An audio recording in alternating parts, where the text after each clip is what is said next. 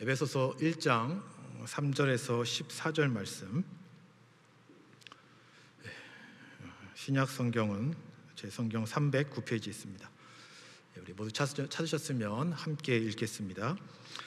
찬송하리로다. 하나님 곧 우리 주 예수 그리스도의 아버지께서 그리스도 안에서 하늘에 속한 모든 신령한 복을 우리에게 주시되 곧 창세전에 그리스도 안에서 우리를 택하사 우리로 사랑 안에서 그 앞에 거룩하고 흠이 없게 하시려고 그 기쁘신 뜻대로 우리를 예정하사 예수 그리스도로 말미암아 자기의 아들들이 되게 하셨으니 이는 그가 사랑하시는 자 안에서 우리에게 거저 주시는 바 그의 은혜의 영광을 찬송하게 하려는 것이라. 우리는 그리스도 안에서 그의 은혜의 풍성함을 따라 그의 피로 말미암아 속량 곧 죄사함을 받았느니라. 이는 그가 모든 지혜와 총명을 우리에게 넘치게 하사 그 뜻의 비밀을 우리에게 알리신 것이요 그의 기뻐하심을 따라 그리스도 안에서 때가 찬 경륜을 위하여 예정하신 것이니 하늘에 있는 것이나 땅에 있는 것이 다 그리스도 안에서 통일되게 하려 하심이라. 모든 일을 그의 뜻의 결정대로 일하시는 이의 계획을 따라 우리가 예정을 입어 그 안에서 기업이 되었으니 이는 우리가 그리스도 안에서 전부터 바라던 그의 영광의 찬송이 되게 하려 하심이라.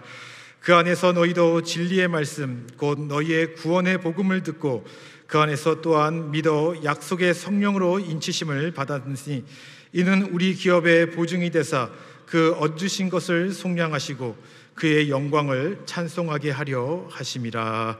아멘. 오늘 이번 주부터 수요 찬양 예배 때 이 찬양을 주제로 이제 시리즈 설교를 하게 됩니다. 우리가 이 시간을 통하여서 찬양에 대해서 함께 말씀을 나누며 찬양의 의미와 목적을 통해서 우리가 보다 하나님 보시기에 합당한, 하나님 기뻐하시는 그런 찬양의 삶을 살아가기를 소망합니다. 오늘은 그 첫 시간으로서 찬양의 사명이라는 제목으로 함께 하나님의 말씀을 나누도록 하겠습니다. 먼저 시작을 영화 이야기로 한번 하겠습니다. 제가 예전에 본 크리스찬 영화입니다. 제목이 캡티브라는 영화입니다. 제목처럼 포로, 인질 그러한 뜻인데요. 이 영화는 실화를 바탕으로 만들어진 영화입니다. 2005년 3월 11일에 이 조지아 애틀랜타의 한 법정에서 이 브라이언 니콜스라는 자가 강간 혐의로 재판을 받고 있었습니다. 근데 이 콜트에 오는 과정에서 이 자가 탈출을 시도합니다. 그래서 탈출하는 과정에서 그 현장에 있던 재판관, 그리고 법정 출입 기자, 그리고 경찰관, 그리고 또 FBI 요원, 그래서 한 4-5명을 총으로 죽이고 도망을 갑니다. 도망을 가다가 민가가 많이 있는 곳으로 가게 됐는데 우연히 이제 한 집에 들어가서 그 안에 숨으려고 합니다. 그런데 그 집은 이 싱글맘인 애슐리 스미스라는 여자가 살고 있는 집이었습니다. 남편은 없고 어린 아이를 데리고 살아가는 여자였는데 이 여자는 젊었을 때 이 마약에 중독되어서 약물로 인해서 피폐한 인생을 살고 있었고 인생을 후회하면서 기독교 단체에 있는 어떤 마약에 중독된 자들을 이렇게 회복시키는 이제 그런 모임에 참여하면서 다시 인생의 회복, 재기를 하려는 그러한 삶을 살고 있는 여인이었습니다. 자, 강간 혐의로 법정에서 재판을 받아야 할 자가 재판관 등 4-5명을 죽이고 도망간 브라이언, 완전히 인생이 엉망이 된 사람이죠. 그리고 한 여인, 약물 중독으로 인해서 완전히 인생을 망치고 어떻게 하면 다시 재기할 수 있을까 고민 가운데 노력하는 한 여인. 이 남자와 여자가 한 집안에 같이 있게 된 것입니다. 집안에서 어떤 일이 일어났을까요? 뭔가 다이나믹한 일이 있을 것 같은데 사실 그렇지는 않습니다. 이 브라이언이라는 남자는 두려움도 있었고 혈기도 있었고 그래서 이 여인을 묶어가지고 꼼짝 못하게 하다가 이 여인이 또 순수하게 가만히 그렇게 크게 저항하지 않으니까 묶었던 줄을 다 풀어주고 둘이 함께 있게 됐는데 여인이 두려워하는 마음에, 떨리는 마음에 어떻게 해야 할지 몰라서 그 교회 단체에서 모임에서 하는 그 시간에 그룹 리더가 우리가 잘 아는 책이죠. 목적이 이끄는 삶, 그 책을 주었는데 신경 안 쓰고 있다가 두렵고 걱정되는 마음에 그 책을 들고 읽게 됩니다. 그런데 이 브라이언이라는 남자는 그걸 가만히 있지 못하고 크게 소리내서 읽어라 라고 합니다. 그리고 이 두 남자와 여자는 그 책을 읽으면서 책의 내용을 듣게 되는데 그 책의 내용을 들으면서 이 남자의 마음이 점점 수그러지고 자기가 한 행동에 대해서 후회하게 됩니다. 그리고 그 다음날 아침 이 애슐리라는 여인은 나는 내 아이를 만나러 가야 된다. 약속된 시간이 돼서 나는 내 아이를 만나야 된다. 보내달라라고 했을 때 이 브라이언이라는 남자는 그 여자의 요구를 거절하지 못하고 그냥 가라 이렇게 막지 않게 됩니다. 그래서 여자는 문을 열고 나가게 되고 곧장 경찰에 신고하게 되고 경찰이 다쳤을 때 브라이언은 순수하게 자수를 하면서 경찰에 잡히게 됩니다. 이제 그렇게 되면서 영화가 마무리됩니다. 그냥 잔잔하게 썰렁하게 조용하게 끝나는 영화입니다. 근데 이제 영화가 끝나면서 이게 이제 실제 있었던 일이니까 이 애슐리라는 여인이 그 일을 통하여서 다시 삶의 의미와 목적을 깨닫게 되고 자신같이 약물의 중독자들을 도우면서 하나님 앞에 신실한 삶을 살았다라는 그런 이야기를 들려주게 되고 또 이 브라이언이라는 자도 또 이제 감옥에서 그렇게 또 살아간다라는 내용으로 영화가 마무리됩니다.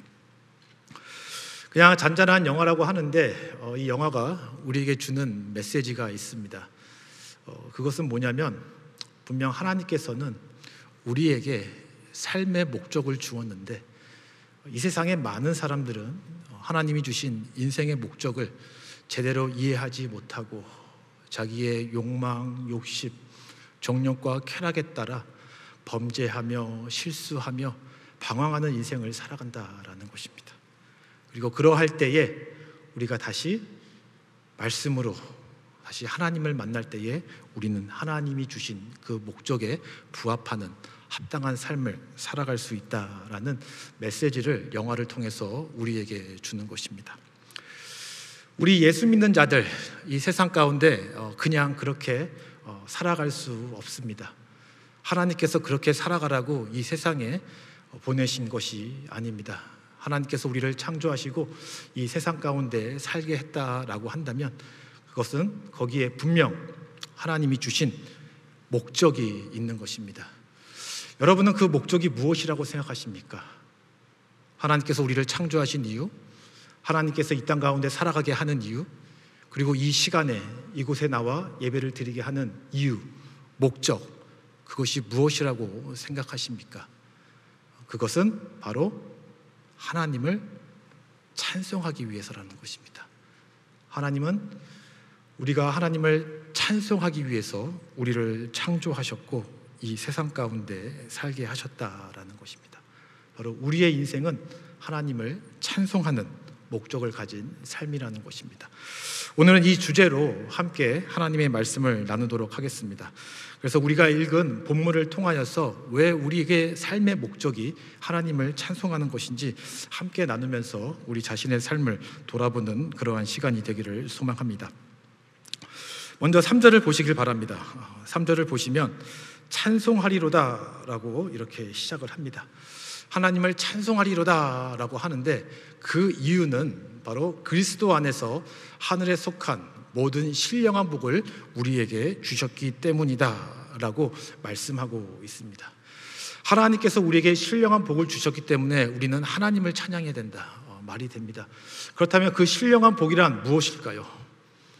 하나님께서 우리에게 주신 복이 너무나 많아서 그것을 하나하나 다 열거하려면 끝이 없을 것입니다. 하지만 사도 바울이 오늘 본문에서 열거한 그 신령한 복이라는 것은 두 가지가 되는데 그 첫 번째는 바로 5절에 있습니다. 우리를 예정하사 예수 그리스도로 말미암아 자기의 아들들이 되게 하셨으니 라고 하면서 바로 우리가 하나님의 아들이 되게 하셨다라는 것이 바로 이 신령한 축복의 한 가지고, 두 번째는 11절 하반절에 있습니다. 우리가 예정을 입어 그 안에서 기업이 되었으니 라는 것입니다. 즉 하나님의 기업, 주님의 소유가 되었다라는 것입니다. 아들이 되었다, 하나님의 양자가 되었다라는 것과 바로 하나님의 기업이 되었다, 주님의 소유가 되었다, 바로 이 두 가지를 통하여서 신령한 축복이라 말하고, 그렇기 때문에 우리는 하나님을 찬송하자, 하나님을 찬송하리로다 라고 말씀하고 있는 것입니다. 그렇다면 이 두 가지 축복이 어떠한 의미가 있는 것일까요? 먼저 양자됨에 대해서 한번 보도록 하겠습니다. 하나님이 아들이 되게 하셨다, 양자가 되게 하셨다, 이 말은 바로 우리 신분의 변화를 의미합니다. 과거의 인생 가운데서 새로운 인생을 살게 되었다, 과거와 다른 신분이 되었다라는 것을 의미하는 것입니다. 우리가 과거의 인생은 어떤 인생일까요? 과거의 삶은 어떤 삶이었을까요? 에베소서 2장 2절에 보면은 바로 우리들을 향하여서 불순종의 아들, 그리고 3절에는 본질상 진노의 자녀라고 말씀합니다. 불순종의 아들, 어떤 의미일까요? 불순종이라고 한다면은 하나님의 말씀을 듣지 않고 하나님을 대적하는 그러한 세력이라고 할 수 있습니다. 그리고 쉽게 말해서 바로 사탄이라고 할 수 있겠죠. 근데 바로 그 사탄의 아들이다, 바로 그 사탄에 속해서 사탄의 모습대로, 그 형태대로 살아갈 수밖에 없는 존재, 그렇기 때문에 다른 말로 진노의 자녀, 하나님의 진노와 심판을 받을 수밖에 없는 그러한 존재다라는 것을 말씀하는 것입니다. 바로 이 세상 가운데 있는 모든 사람들을 의미합니다. 죄가 이 세상에 들어온 이후로 모든 인류는 바로 불순종의 아들, 진노의 자녀라는 것입니다. 바로 이것이 바로 옛사람이라는 것이죠. 하나님 보시기에 합당할 수 없고 하나님과 함께 할 수도 없는, 하나님의 분노함을 일으키는 그러한 존재라는 것이죠. 근데 바로 그러한 존재였던 우리들을 하나님께서 어떻게 하셨다? 그의 아들로, 그의 딸로 양자 삼으셨다라는 것입니다. 얼마나 의미 있는 일입니까? 분노할 수밖에 없는 사람을 자기의 자녀로 삼았다. 그리고 그 불순종 밑에서 영적으로 피폐해지고 거치고 갈급하고 공허한 인생을 살아갈 수밖에 없는 영혼을 하나님의 자녀로서 하나님의 은혜 안에, 축복 안에 살 수 있는 그러한 신분의 변화를 주셨다라는 것입니다. 마치 더러운 거지가 세상 가운데서 방황하며 굶주리고 살고 있었는데 어느 날 한 나라의 왕자로 변화되는 그 신분의 변화를 이루었다라는 것입니다. 이러한 변화를 어떻게 하나님께서 이루셨는가? 4절에 말씀합니다. 4절을 보시면 곧 창세전에 그리스도 안에서 우리를 택하사 우리로 사랑 안에서 그 앞에 거룩하고 흠이 없게 하시려고 그 기쁘신 뜻대로 우리를 예정하였다라고 말씀합니다. 하나님께서 창세전에 이유 없습니다. 어떻게 우리를 선택한 건지도 모르겠습니다. 하지만 하나님께서 선택하셔서 이 자들을 어떻게 하려고 한다? 거룩하고 흠이 없게 하시려고, 하나님의 사랑으로 그 사람들을 거룩하고 흠이 없게 하려고 하나님의 아들로, 딸로 삼으셨다라는 것입니다.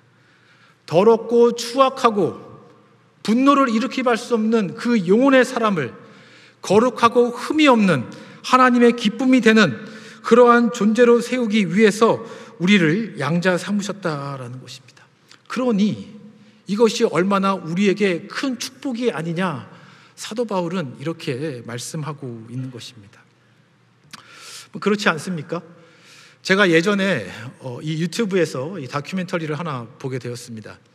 이 미국의 동물 구호 단체가 한국에서 이 개를 보신탕을 먹는다, 이제 이 소식을 듣고서 이 개를 구하기 위해서 미국에 있는 동물 구호 단체가 온 곳입니다.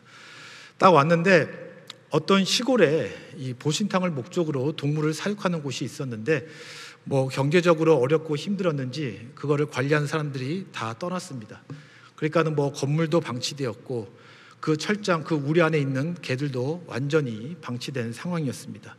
큰 천막으로 그 우리가 이렇게 가려지고 있었는데, 이 동물 애호단체가 와가지고서 그 가려진 천수막을 다 뜯어내고 들어갔더니 작은 이 철장으로 만든 우리 안에 많은 개들이 있고, 거기서 방치되어서 뭐 변 냄새에 막 털이 막 변에 흙에 더럽혀지고 먹지를 못해서 굶주려 있고 말라 있고 병들어 있고, 어떤 개는 눈 색깔이 빨갛고, 이제 그러한 상황을 보게 된 것이죠. 그러한 상황 가운데서 이 동물 단체에서 그 개들을 다 데려다가 깨끗하게 샤워를 시키고 관리를 하고, 그러니 이제 그 중에 몇몇 사람이 그 개들을 내가 입양하겠다라고 해서 자기 집에 데려가서 정말로 깨끗하게 병원에 데려가서 아픈 부위는 다 치료해주고 가장 좋은 것을 먹이고 샤워를 시키고 해서 과거와 전혀 다른 새로운 인생을 살아가게 되었죠. 그 주인은 그저 이 개를 사랑하면서 개와 함께하고 개와 운동도 하고 같이 걷고 잘 때도 같이 자는 그런 동반자의 인생을 살아가게 된 것이죠. 이 개의 입장에서 보면 어떠합니까? 정말 과거에 이 철장에 갇혀 있을 때 정말로 이 주인이 그들을 함부로 대하고 굶주리고 피폐한 인생을 살아갈 수밖에 없는 그러한 환경 속에 있었는데, 이유 없습니다. 목적 없습니다. 그저 그 동물을 사랑하는 마음에서 개를 데려다가 깨끗하게 씹히고 입히고 함께 동반하는 그러한 삶을 사랑으로 하는 그 주인을 만나서 그의 인생이 바뀌게 된 것이죠. 우리가 양자되었다라는 것, 하나님의 복을 얻었다라는 것이 바로 이러한 변화라는 것입니다.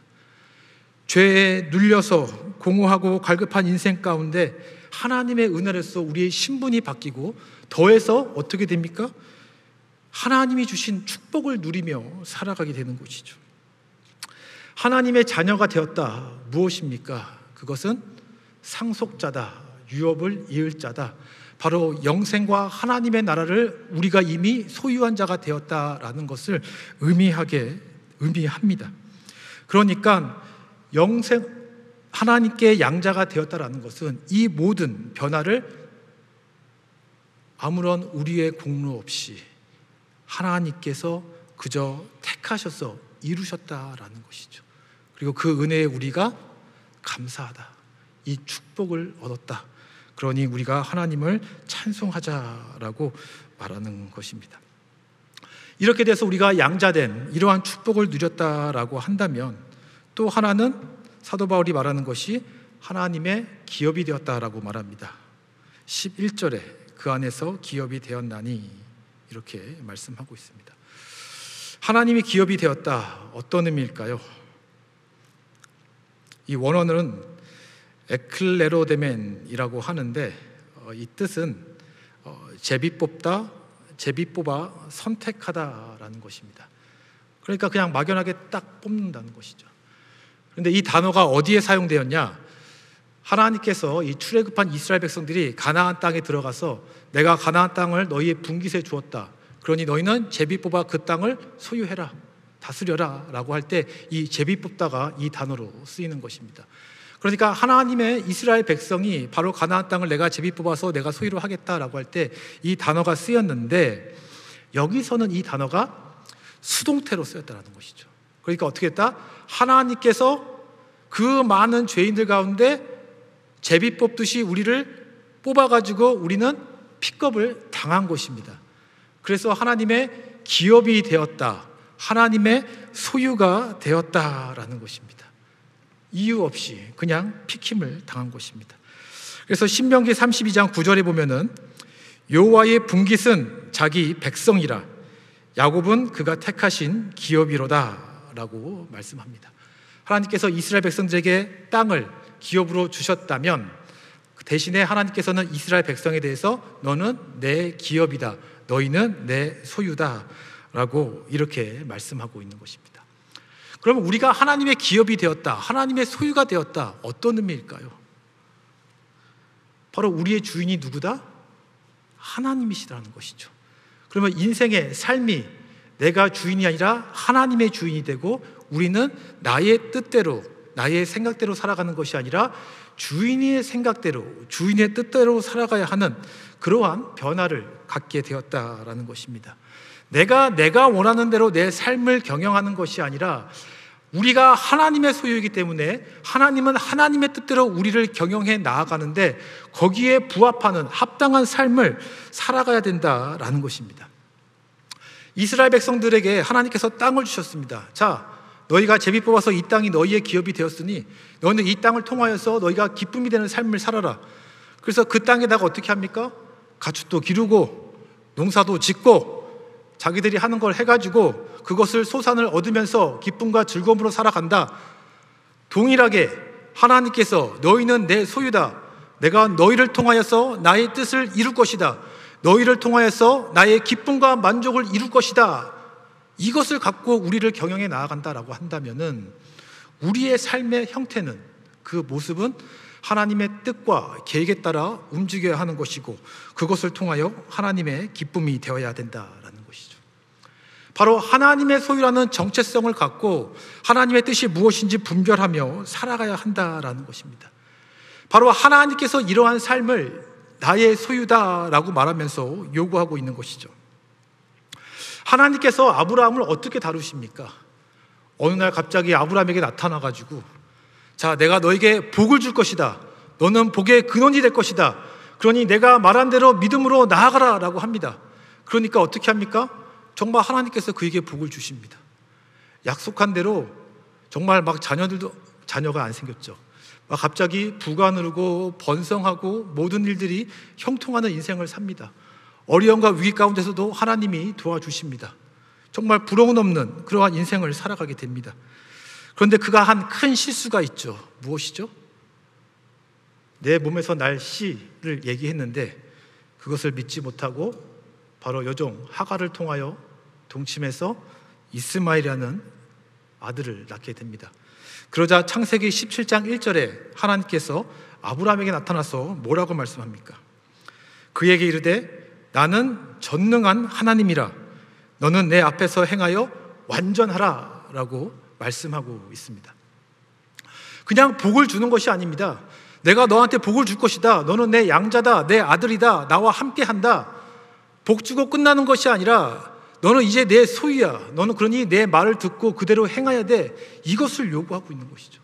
내가 너에게 복을 줄 테니 너의 자손을 이루게 할 건데 내 뜻대로 행해야지 왜 네 마음대로 하냐. 이것을 묻고 있는 것이죠. 그리고 하나님께서 아브라함을 대하는 태도가 바로 이렇다라는 것입니다. 하나님께서 우리를 죄악된 상태에서 그의 양자가 되게 하면서 큰 축복을 주셨는데 그것으로 끝나는 것이 아니라 동일하게 나의 자녀가 되었으면 나의 소유가 되었으면 그에 합당한 삶을 살아야 한다. 이것을 요구하고 있다라는 것이죠. 그래서 하나님께서 이 사도 바울이 말하는 이 신령한 축복이라는 것이 하나님의 아들로서 누릴 수 있는 권세 그리고 그 유업 동시에 하나님의 소유로서 우리가 행해야 되는 의무, 우리의 정체성, 이 모든 것들을 말씀하고 있는 것이죠. 그리고 이 모든 것들을 통하여서 그것이 우리에게 유익이 되고 우리에게 궁극적으로 복이 되고 기쁨이 되기 때문에 사도 바울은 뭐라고 해요? 찬송하리로다 라고 말씀하고 있는 것입니다. 여러분은 이것이 여러분들에게 은혜가 됩니까? 축복이라고 생각이 되십니까? 여러분의 과거의 인생은 어떠하셨습니까? 여러분들이 예수님을 알기 전의 삶은 어떠하였습니까? 예수님을 알기 전과 알고 난 후의 삶이 변화되었습니까? 영적인 갈급함과 부족함 속에서 이제 그 은혜 가운데 기쁨의 삶을 살아가고 있습니까? 다시 예수 믿기 전에 과거의 삶으로 돌아가기 싫지 않다라는 마음이 있고 하나님 안에서 그 누리는 은혜가 너무나 큰 기쁨이 된다라고 한다면은 우리가 하나님의 자녀됨에 대해서 우리는 감사해야 할 것입니다. 기뻐해야 할 것입니다. 그리고 마지못해 하는 신앙생활이 아니라 정말로 하나님의 소유라는 것을 인정하고 받아들이고 하나님의 뜻에 맞는 그러한 삶을 살아야 할 것입니다. 그런데 하나님께서는 이러한 축복을 주신 목적이 있다라는 것입니다. 그냥 그렇게 살라라는 것이 아닙니다. 그 목적은 무엇이냐? 에베소서 1장 6절, 이는 그가 사랑하시는 자 안에서 우리에게 거저 주시는 바 그의 은혜의 영광을 찬송하게 하려는 것이라. 에베소서 1장 12절, 이는 우리가 그리스도 안에서 전부터 바라던 그의 영광의 찬송이 되게 하려 하심이라. 1장 14절, 이는 우리 기업의 보증이 되사 그 얻으신 것을 속량하시고 그의 영광을 찬송하게 하려 하심이라 라고 말씀하고 있습니다. 하나님께서 말씀하시는 것이 무엇이죠? 우리의 목적이 바로 하나님의 영광을 찬송하게 한다라는 것입니다. 결국 더럽고 추악하고 죄악 가운데 멸망할 수밖에 없는 영혼을 하나님께서 택하시고 거룩하고 흠없게 하셔주셔서 하나님의 양자 삼으신 그 이유와 목적이 무엇이냐? 바로 이 세상 가운데서 하나님의 영광을 찬송하게 하기 위함이다 라고 말씀하고 있는 것입니다. 바로 이것이 우리가 신자로서 이 세상을 살아가는 삶의 의미이고 목적이다라는 것을 말씀하고 있는 것입니다. 우리는 그냥 이 세상을 살아가는 것이 아니라 이 목적을 갖고 살아가야 하는 것입니다. 이사야 43장 21절, 이 백성은 나를 위하여 지었나니 나를 찬송하게 하려 함이니라 라고 말씀하고 있습니다. 결국 우리 인생의 목적은 무엇이다? 하나님을 찬송하는 것이다 라는 것이죠. 그렇다고 한다면 바로 하나님께서 우리에게 주신 그 인생의 사명 무엇이냐? 사명 역시도 하나님을 찬송하는 그러한 인생, 그러한 삶이 바로 우리의 사명이라는 것입니다. 여러분 아멘이십니까? 예. 여러분 그러한 목적을 갖고 살아가십니까? 그것이 여러분의 사명이라고 생각하십니까? 우리가 보통 하나님을 찬송한다라고 하면은 우리가 흔히 말하는 어떤 예배, 또 우리가 하나님 경배하는 찬양을 부르는 것, 그렇게 생각할 수 있을 것입니다. 그런데 이 찬양의 정의는 이렇습니다. 찬송은 하나님의 존재와 그의 행하신 일에 대한 피조물의 감사와 경배의 표현, 이렇게 정의하고 있습니다. 그러니까 우리가 피조물로서 우리를 창조하신 하나님, 모든 만물의 그 주인 되시는 그 하나님에 대한 존재, 그의 속성, 그의 성품, 그리고 그가 우리를 위하여 행하신 그 모든 행적에 대해서 감사와 경배로 표현하는 것, 바로 이것이 찬송이라는 것입니다. 우리의 삶은 이것을 나타내는 삶이 되어야 한다라는 것이죠. 성경에서 하나님에 대해서 무엇이라고 말씀합니까? 하나님은 스스로 있는 자다. 우주 만물의 주인이 되시고 스스로 존재하시는 분, 모든 것을 만드시고 다스리시는 분. 하나님의 속성, 하나님의 성품은 무엇입니까? 하나님은 완전하시고, 또 하나님은 영원하시고, 하나님은 사랑이시고, 하나님은 거룩하시고, 의로우시고, 정의로우시고, 공의로우시고, 어떤 악과도 함께 할 수 없는, 변함이 없으시고, 긍휼이 많으시고, 인자하시고, 은혜가 많으신, 그것이 하나님의 속성, 하나님이라는 것입니다. 바로 우리는 우리의 삶을 통하여서 이러한 하나님의 성품, 하나님의 속성을 세상 가운데 드러내야 되는 그러한 사명이 있다라는 것입니다. 또 하나님께서 우리를 위해서 한 행적이 무엇입니까? 우리가 죄인 되었을 때 하나님께서 그의 독생자 아들을 이 세상 가운데 보내시고, 예수 그리스도는 가장 낮은 모습으로 이 세상에서 우리가 받아야 할 모든 죄의 형벌을 받으시고 고통 가운데 죽으시고, 하지만 죽음으로 끝난 것이 아니라 부활하심으로 인하여서 죄와 사망을 이기시고 하나님의 아들로서 그의 우편에서 우주 만물을 다스리고 통치하시는 권능자가 되셨다. 그 하나님의 모든 행적, 우리를 구원하신 하나님의 일하심, 그 권세와 능력, 그것을 바로 우리 삶을 통하여서 드러내고 나타내고 찬송하는 그러한 일을 우리는 삶 가운데 해야 한다라는 것이죠. 그래서 성경을 보면은 많은 성경의 저자들이 이러한 하나님을 찬양하고 경배합니다. 요한계시록 4장 8절, 거룩하다 거룩하다 거룩하다 주 하나님 곧 전능하신 이여, 전에도 계셨고 이제도 계시고 장차 오실 이시라. 출애굽기 15장 11절, 여호와여 신중에 주와 같은 자가 누구시니까? 주와 같은 거룩함으로 영화로우시며 찬송할 만한 위엄이 있으며 기이한 일을 행하는 자가 누구리이까? 시편 145편 8절 9절. 여호와는 은혜로우시며 긍휼이 많으시며 노하기를 더디하시며 인자하심이 크시도다. 여호와께서는 모든 것을 선대하시며 그의 긍휼이 그의 모든 피조물 위에 있도다 라고 말합니다. 모든 이 찬양의 가사, 이 고백을 통하여서 하나님이 누구인지 이 세상 가운데 드러내시죠. 거룩하신 하나님, 은혜로우신 하나님, 노하기를 더디하시는 하나님, 거룩하신 하나님, 그 하나님을 내가 찬송합니다. 내가 경배합니다. 이러한 인생을 살아가는 것이죠. 우리의 삶이 그러해야 된다는 것이죠. 우리가 드리는 그러한 예배가 형식적인 예배가 아니라 우리가 고백하는 찬양의 가사, 말씀이 그냥 하는 것이 아니라 하나님의 그 하나님 되심을 나타내면서 하나님의 영광을 세상 가운데 드러내야 한다라는 것입니다. 하지만 그 찬송과 영광을 드러낸다는 것이 사실 이렇게 찬양과 시로서만 드러내는 것이 아닙니다. 사실 더 중요한 것은 바로 우리의 삶을 통하여 드러내야 하는 것입니다.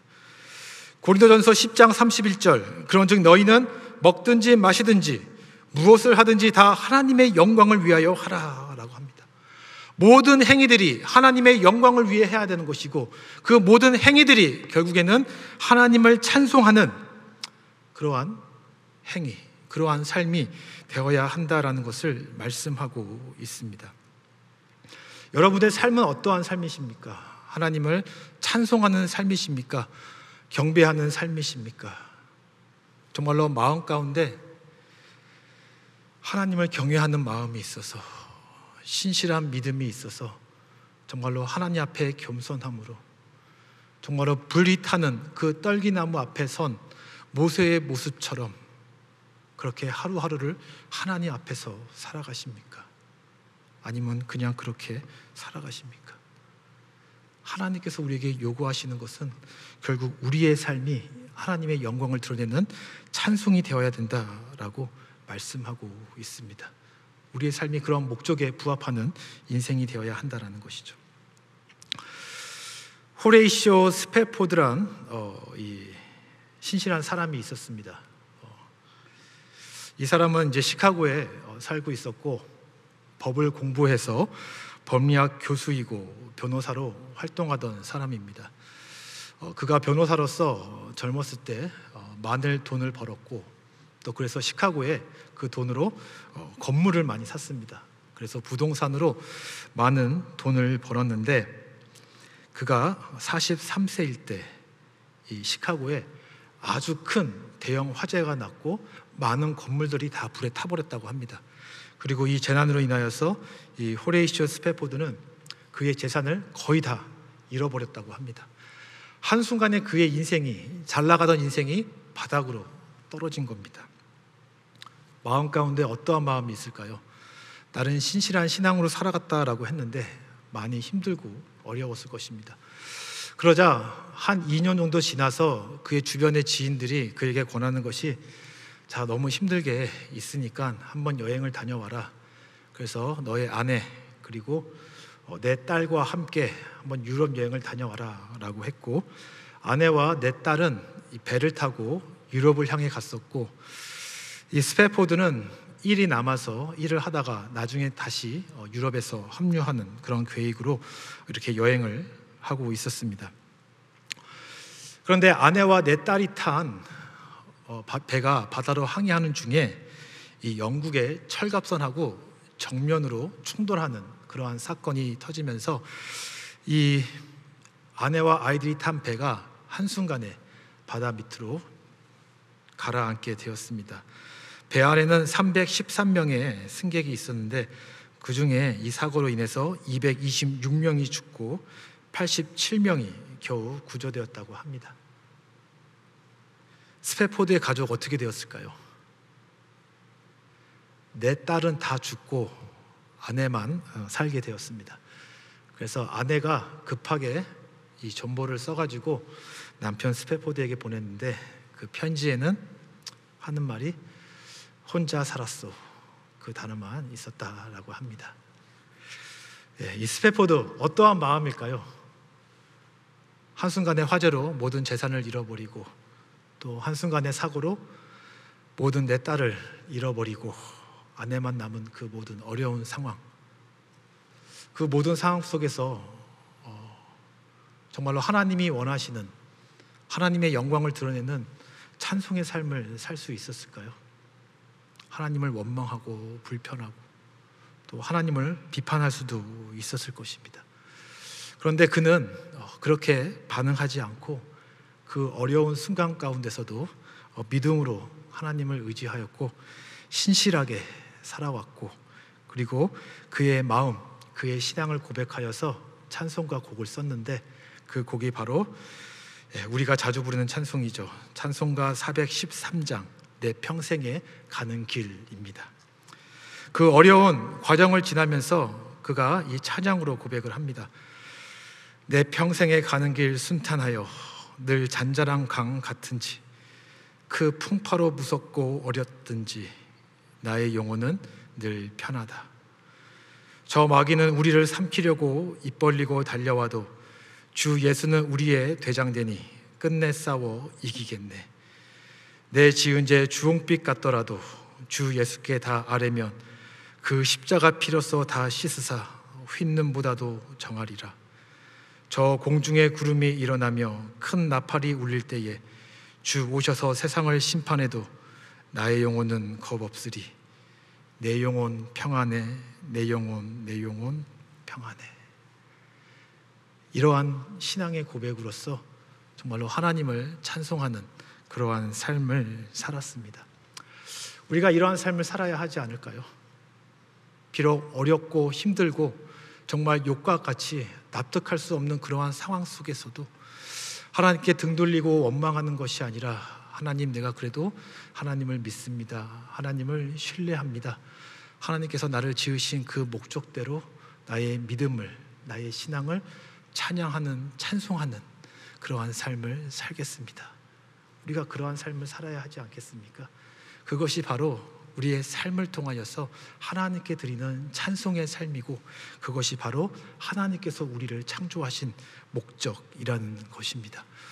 여러분, 그러한 삶을 살아가시기를 바랍니다. 예수 그리스도의 인생이 어떠하였습니까? 이 세상 가운데 오셔서 정말 우리를 위하여서 많은 고난과 핍박을 당하면서 끝까지 하나님의 말씀에 순종하는 그러한 인생을 살았습니다. 그리고 그것을 통하여서 하나님의 그 크심, 언약의 성취, 하나님의 하나님 되심과 그 능력, 그것을 이 땅 가운데 드러내셨습니다. 바로 예수 그리스도가 그 목적에 맞는 하나님 영광의 찬송이 되셨다라는 것입니다. 예수 그리스도를 본받고 또 주변에 신앙의 모범이 되는 자들을 본받으면서 우리가 그냥 그렇게 살아가는 신앙이 되지 않기를 바라고, 또 처음에 영화에서 말했듯이 브라이언과 애슐리와 같은 목적 없이 방황하는 그러한 인생이 되지 않기를 원하고, 정말로 우리의 삶이 하나님 목적에 부합하는 찬송의 삶, 우리를 통하여서 하나님의 기쁨이 되고 하나님의 영광이 드러나는 그러한 삶이 되기를 소망합니다. 여러분, 그러한 삶이 되기를 바랍니다. 우리가 오늘 찬송이란 주제로 함께 말씀을 나누었는데 정말로 여러분의 삶이 하나님을 찬송하는 삶, 그런 삶이 되기를 주님의 이름으로 축원드립니다.